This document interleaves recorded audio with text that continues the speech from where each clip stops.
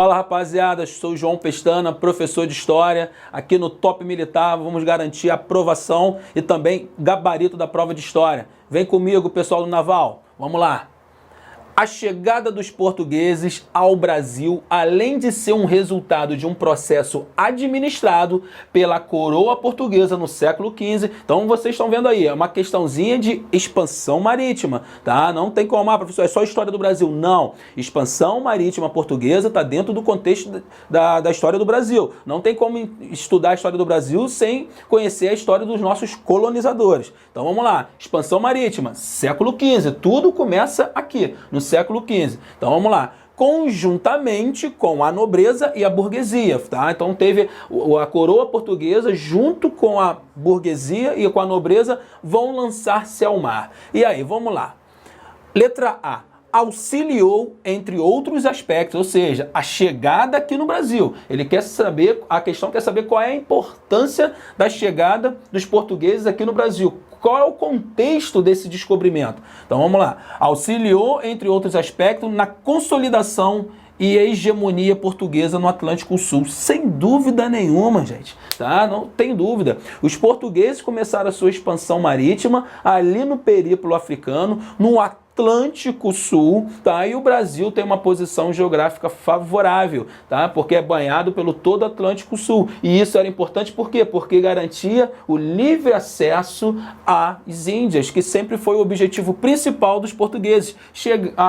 Conseguir uma rota alternativa para as Índias. E essa rota era contornando o sul da África. Então, por isso que era importante, né, garantir a posse das terras brasileiras, para garantir a hegemonia portuguesa aqui no Atlântico Sul. Porque olha só, B, tá? Transformou de imediato uma alternativa mercantil ao comércio português no Oriente. Não, tá? Tanto que as nossas 3 primeiras décadas após o descobrimento é caracterizado pelo descaso de Portugal. Por quê? Porque Portugal não encontra produtos rentáveis aqui no Brasil, igual tinha no Oriente. Então, tá errado. Demonstrou que o desvio da quadra seguia a mesma inspiração de Colombo. Não. Colombo, ele vai navegar em direção do leste para o oeste. Cabral, ele desvia para o oeste propositalmente para descobrir o Brasil, mas o foco principal, tá? A esquadra de Cabral, que foi montada por D. Manuel, tá? Tinha o objetivo de chegar na Índia, criar feitorias em Calicut. Desviou propositalmente, mas o objetivo principal da esquadra era criar feitorias em Calicut. Vamos lá. Foi o resultado de uma ação de Portugal diante da concorrência dos mercadores italianos? Não. Os mercadores italianos perderam o monopólio no Mediterrâneo após a tomada da Constantinopla em 1453. Tem nada a ver. Tinha o objetivo de reforçar a supremacia no Pacífico, gente, pelo amor de Deus, tá? É sempre no Atlântico. A expansão marítima ocorre no Atlântico Sul.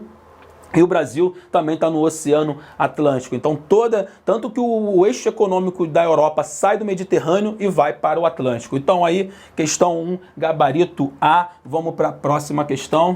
Aí, vamos lá, mantendo aí a pegada, vamos entender o porquê da importância do Brasil, tá? Do ponto de vista das grandes navegações portuguesas. Aqui, ó, no ano de 1494, portugueses e espanhóis, sim, assinaram o Tratado de Tordesilhas, partilhando o mundo entre eles.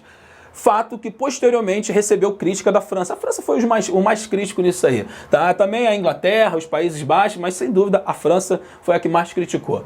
Entre outros que passaram a questionar a exclusividade da partilha do mundo entre as nações ibéricas. Entre os fatores que demonstram tal questionamento pode-se citar. Vamos lá, gente. O que foi o Tratado de Tordesilhas? Aqui, ó. Tratado de Tordesilhas assinado em 1494 entre as coroas ibéricas, ou seja, quem são os ibéricos? Portugal e Espanha. O que acontece? Quando Portugal estava ali navegando em direção ao Atlântico, contornando a África, Colombo, a serviço da coroa espanhola, vai encontrar que futuramente vai ser o continente americano. E aí eles vão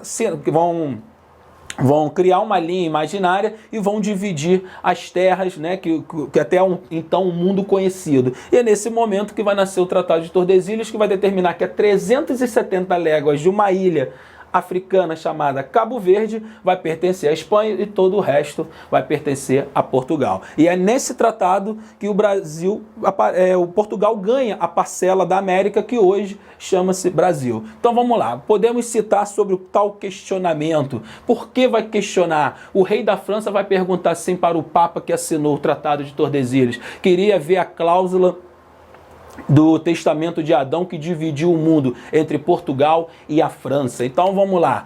Frequente presença holandesa em terras brasileiras, questionando a soberania portuguesa. Os holandeses só vão invadir o Brasil após a União Ibérica, ou seja, quando acontece a União Ibérica, a Espanha vai tirar a mercadoria, vai tirar o acesso ao mercado açucareiro dos holandeses que tinham parceria com os portugueses. Então não tem nada a ver. A presença francesa no Maranhão, tá? Os franceses vão invadir o Maranhão em 1612, no chamado também União Ibérica. A gente vai ver isso aí nos blocos seguintes. Vamos lá.